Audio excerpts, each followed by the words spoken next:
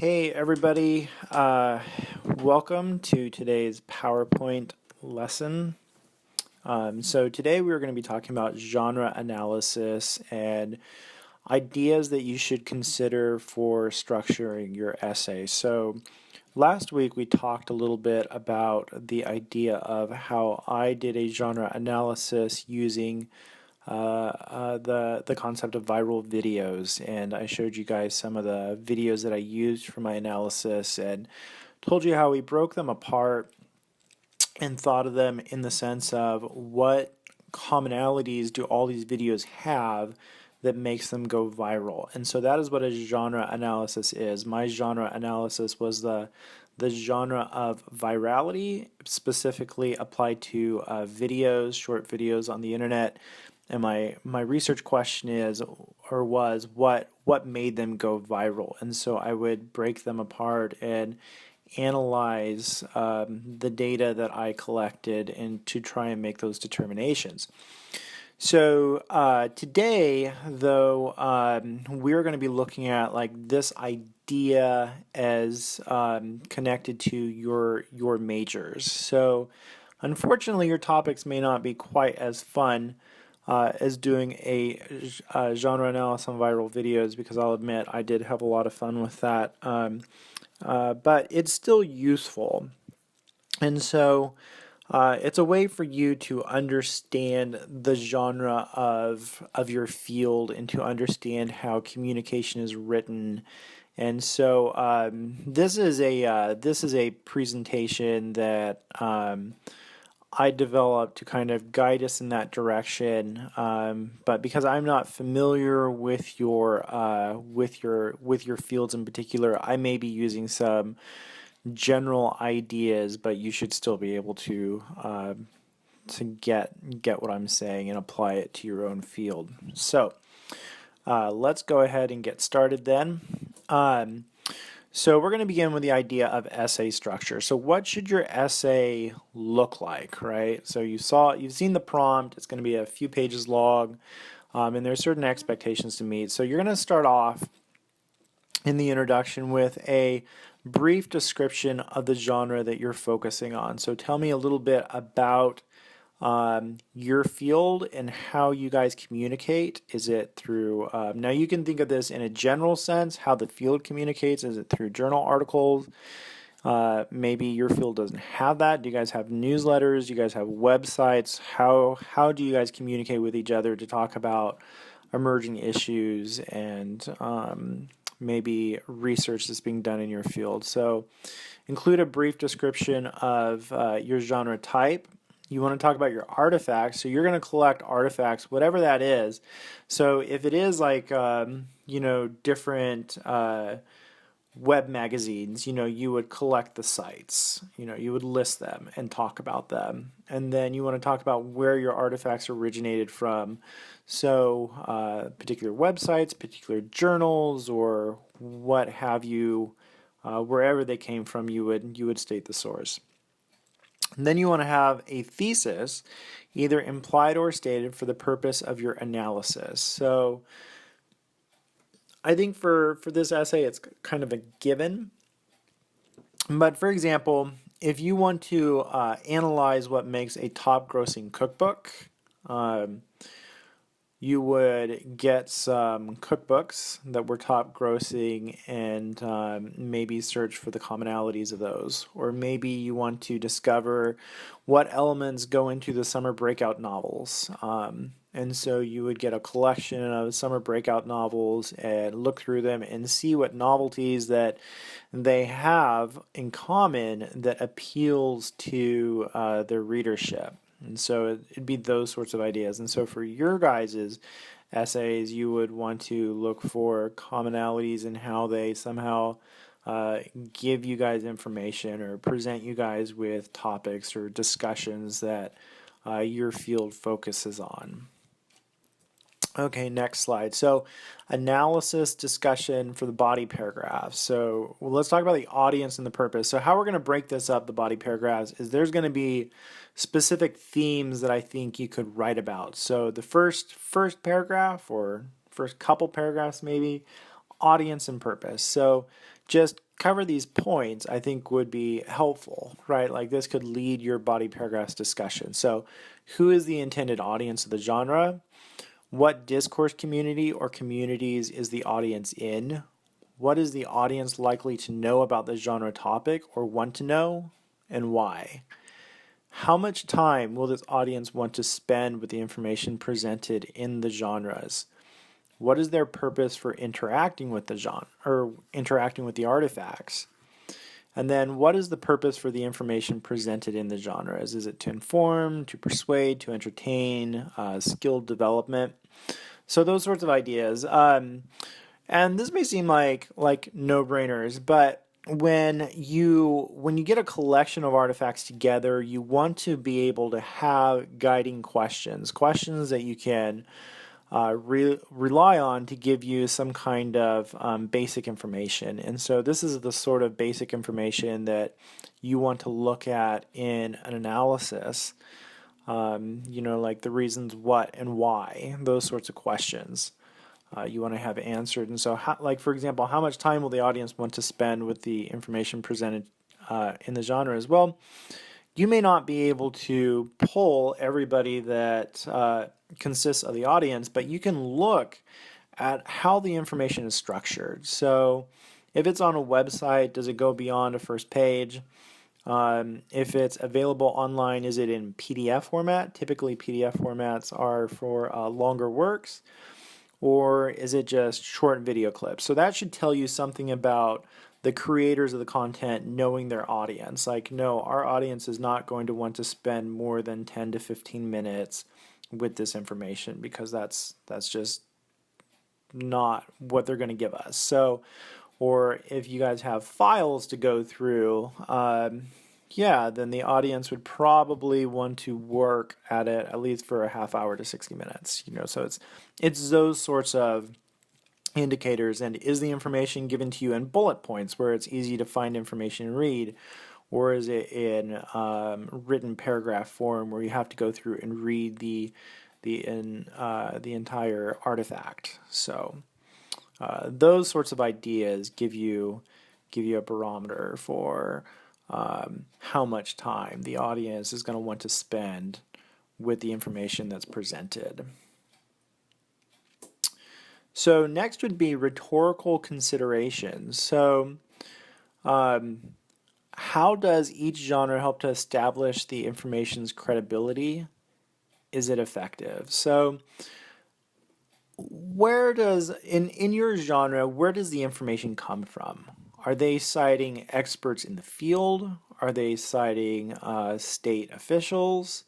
Are they citing work from universities?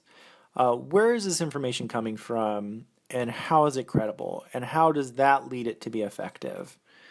So, for example, if you're doing a cookbook, you might find a collection of recipes that got the overall blue ribbon at the county fair, right? So I know that this is a great recipe because this is one of many recipes that got first prize. So that would be an example of credibility, right? That's how it lends credibility.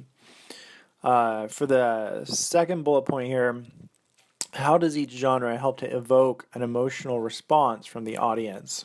Which emotions and why? This may seem like, well, how does just simply giving information evoke emotion? But truly, it can, right? Because your genre, I'm sure the creators of the content within your genre want to make sure that you feel that you're not frustrated by the information, you don't feel rushed by the information, and that you feel enlightened, meaning that the information was informative. And so there's ways that they design it to make that happen. So what kind of emotional responses come from reading it? Like, do you become overwhelmed all of a sudden with the way that they disseminate their information, or is it something that you feel it's easy to handle?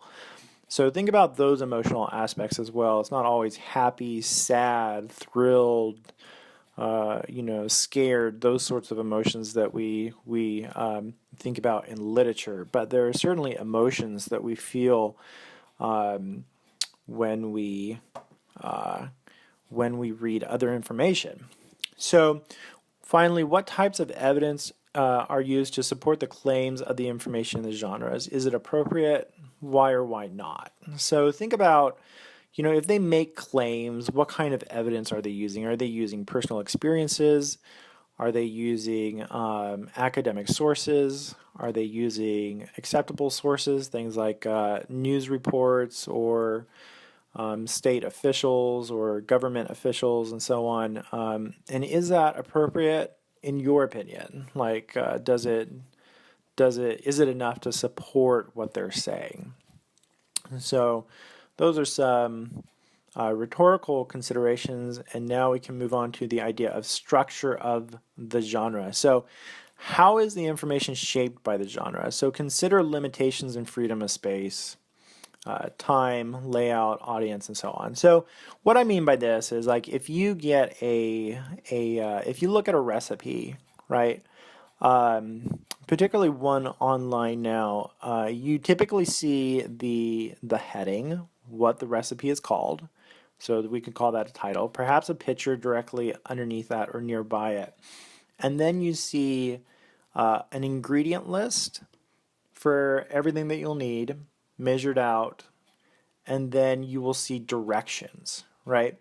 So this is by design made to be simple, right? Because if you're going shopping, you need to know exactly what you need.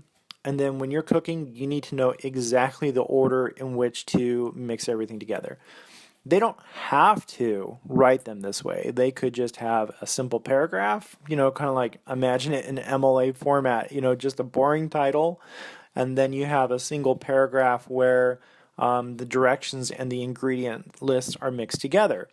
That would be incredibly frustrating, and it would be incredibly difficult, right, for the audience, the people that want to cook. And so they want to use as little space as possible, right? So we're going to bullet point the ingredient list, and then in the directions, we're going to make it as simple as possible. They're going to give you simple directions. They're not going to spend a paragraph talking to you about how you need to mix or fold in certain things into whatever you're doing. And so it's those sorts of ideas. How does your genre have limitations on itself? Like, what does it use? Does it use bullet points? Does it allow bullet points, or does it not? I know my genre in the composition field does not allow bullet points, right? That would not be in our genre, unfortunately. We've got to spell and write everything out, which at times can be cumbersome. So what does your genre allow you to do? How is the genre organized to convey a message? So again, we're looking at ideas of pictures, we're looking at title heads, we're looking at how information's organized. Is everything together or is it separate? For example, think back to the recipe. Are certain concepts separate from each other? So is the ingredient list separate from the directions, or are they all mixed together? And then how does the structure facilitate the purpose of the information in the genre? So how does this structure help the genre? What does it do? We know the reasons for why it might lay it out. What does that do for the audience? Like, talk specifically about that. Okay, moving on to the next slide. So style and language. How formal or informal is the language? Each field uses its own sort of language. So in cooking, I use the example of fold in. What does fold in mean? Or to whip something, what does that mean? And how do you know what it means? So, well, you have to be in the genre to understand it. And so it's little words like that that kind of give meaning to people within your own discourse community that you would understand. It's not a notion that has to be explained to you. So think about language. How formal informal is it? Also, do they use colloquial language, which is common language? Why and when do they use it? How do they use it? Like, what effect does it have? What specialized vocabulary is used? Is there any particular dialect used? So, yeah, what are some words that are thrown around in your genre? What do they mean, and what does it mean to the reader? And then maybe what are some other language features that you notice? Is there anything that you notice that you think is unique to your genre that before the analysis you hadn't really noticed, but now you do and you think is curious to point out? So it's always good to talk about those things that you didn't necessarily notice before, but you do now. All right. And so then discussion for the conclusion. So why is this genre effective in conveying its message? So you want to talk about why it works. Why does this particular genre help you understand the material that it's giving to you? What does that do for its audience, right? So you'll kind of want to maybe go back, pull some of the strongest ideas from your analysis that you discovered, and share those in the conclusion to kind of make it part of your closing statement. And then offer a final comment on the impact of the genre to the audience. So this could be your own analysis. It doesn't have to be a glowing endorsement of what you discovered. Maybe you could just say, hey, I have done an analysis of this, and I think there are many ways in which it could improve, because being a member of the discourse community that uses this genre, I feel like certain things are redundant, or I feel like certain things are drawn out, and that we could give information better in other ways, and then just share what you think those ideas are. Or maybe you think the impact of the genre to its audience is good, and you want to reinforce some of those ideas by sharing specifically what you think that's it's doing that's so good. So that is just kind of a short PowerPoint on how you might structure your paper. And so when you go through, I'm just going to skip back to the beginning. So this first slide would be the introduction paragraph, right? So that would be at least one paragraph here. And then here would begin the body paragraphs. Now, I'm not saying that each of these slides is a single body paragraph, but these are certainly ideas that could be contained within body paragraphs, and they could have their own paragraph or two that talks about this. And then structure and genre, style and language, and then the conclusion. And of course, if there's anything else that you notice, you can feel free to throw that in there as well. This is just more or less a guide for you. So you should start thinking about collecting your artifacts now. And what you can possibly get from them. And I would, just as you're going to use this as a guide for how you're going to write your paper, use it as a guide for how you're going to conduct your analysis. So what should you look for in this analysis? Well, look for the elements that are in this PowerPoint, and just kind of go through each artifact and look at it and offer some ideas. So next week, I will share with you an example paper of a genre analysis I did of instruction manuals. And that should give you an idea of how to structure your paper and what a paper could look like. But for right now, I just want you to think about collecting data. All right. And so gather your artifacts and then start to look at information as it's given in this slide. So, or in this PowerPoint. So start to break apart your artifacts and say, what kind of language does it use, how and why, how is it organized, what does that do for the audience, and so on. So yeah, I think after collecting some data next week or this week, by next week we should be positioned well to take a look at the example essay that I will post and kind of go through that, and you'll get an idea of how to structure your paper as well.